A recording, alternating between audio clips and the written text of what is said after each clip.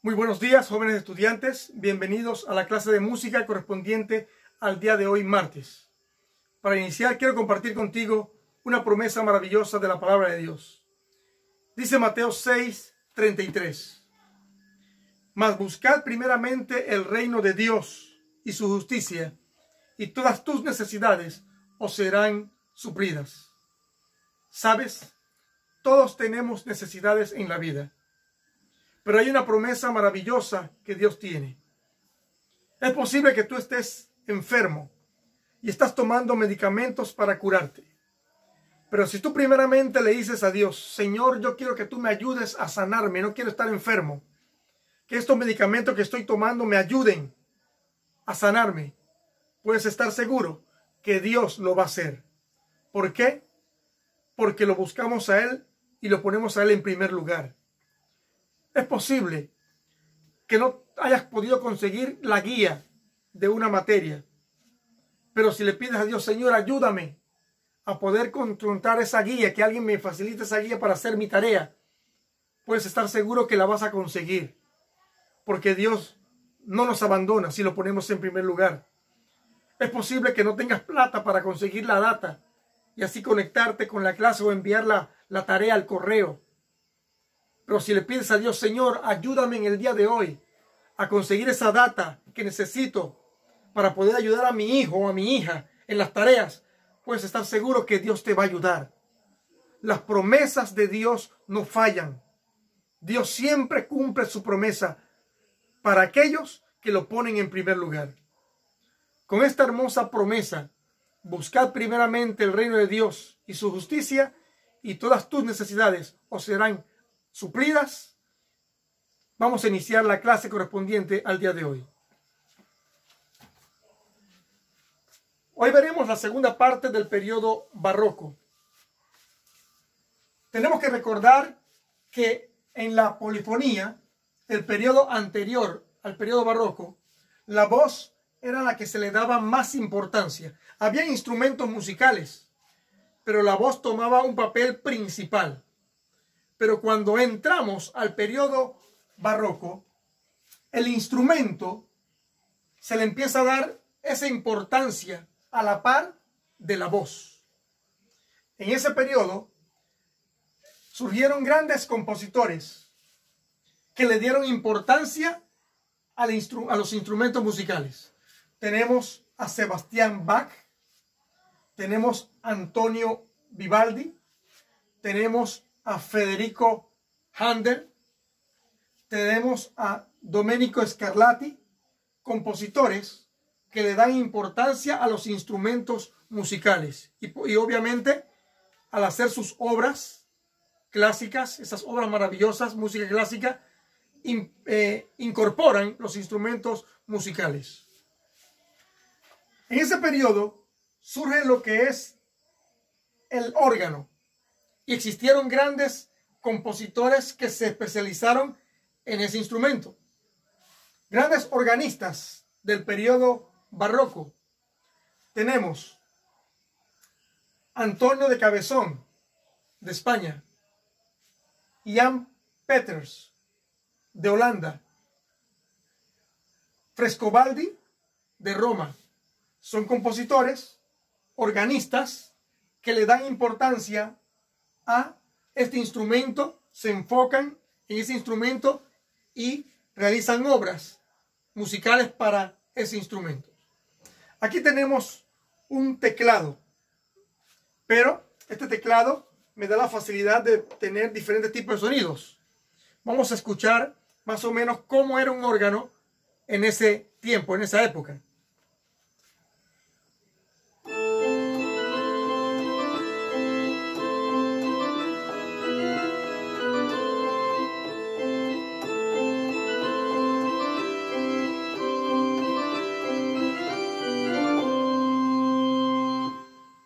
Ese es un ejemplo del sonido que tenían los órganos en ese tiempo. Habían otros instrumentos, el clavicordio, que era también una especie de teclado, de piano, de un órgano, pero su sonido era diferente. Así que tenemos entonces que existieron grandes organistas que hicieron piezas musicales para ese instrumento. También en ese periodo, en el periodo barroco, surge lo que es la ópera. Se inventa la ópera en Florencia, España. Uno de los grandes iniciadores o compositores famosos dedicados a la ópera es Claudio Monteverdi, compositor italiano. También tenemos a Alejandro Scarlatti, otro compositor italiano. Y tenemos aquí a Christopher Gluck, un compositor alemán, expertos que se dedicaron ¿a qué? A lo que es la ópera. Características de ese periodo. ¿Cómo era la música de ese periodo? La música era más rica. Claro, obviamente, al tener música acompañada de instrumentos, habían voces, pero eran acompañadas con instrumentos, suena mucho mejor. Era más espectacular, llamaba más la atención que ver a una persona cantando solo en el periodo polifónico y que ver ahora en el periodo barroco alguien cantando ópera, pero con acompañamiento instrumental. Va a llamar más la atención, es más espectacular. Son dos características de la música de ese periodo. También encontramos formas musicales. Hablar de formas musicales es como hablar de estilos de música, ¿verdad? Hoy en día existen diferentes estilos de música, balada, salsa, ¿verdad? Sin embargo, así mismo habían formas musicales, estilos de música de ese periodo. Entre ellas podemos mencionar estilos de música mixtas, es decir, que utilizaban voces y también utilizaban instrumentos musicales, como el oratorio, la cantata, la coral y la ópera. Estructuras o formas musicales mixtas, voces e instrumentos. Pero también habían formas musicales o estilos de músicas instrumental, solamente instrumento.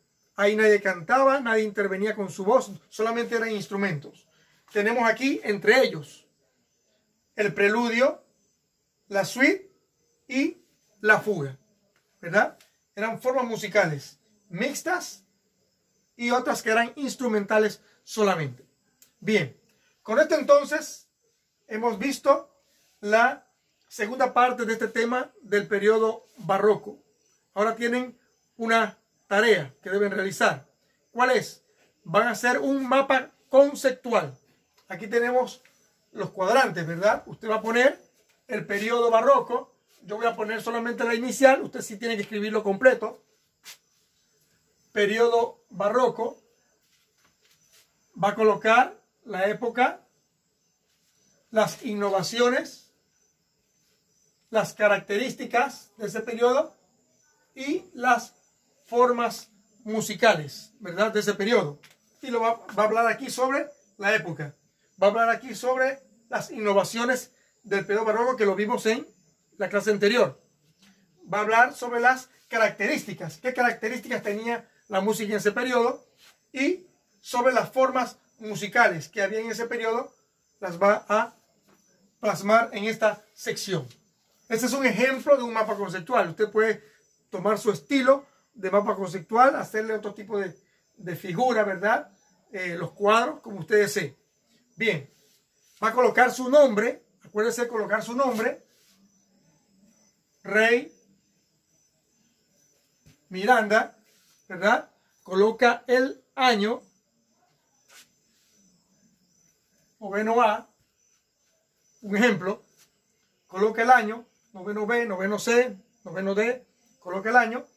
Le tomo una foto, que se aprecie bien el nombre, ¿verdad? Importante que se aprecie bien el nombre, y entonces me lo envía aquí mismo a este grupo, ¿verdad? Ese es el taller, la tarea correspondiente al día de hoy.